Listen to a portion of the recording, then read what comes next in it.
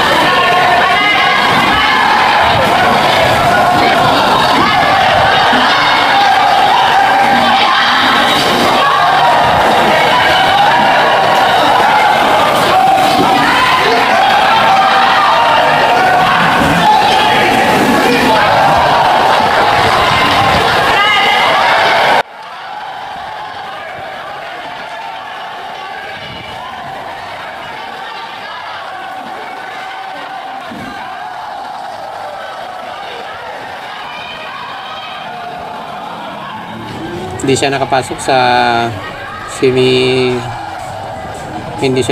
sa semifinal. Tinalo siya ng host country na Thailander. Talo siya.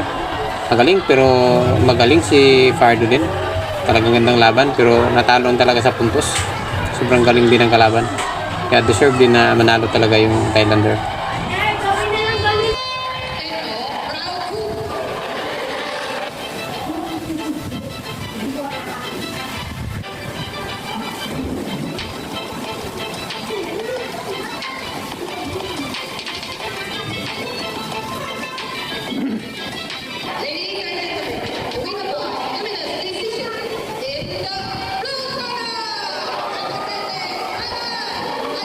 At yan po nagtatapos ang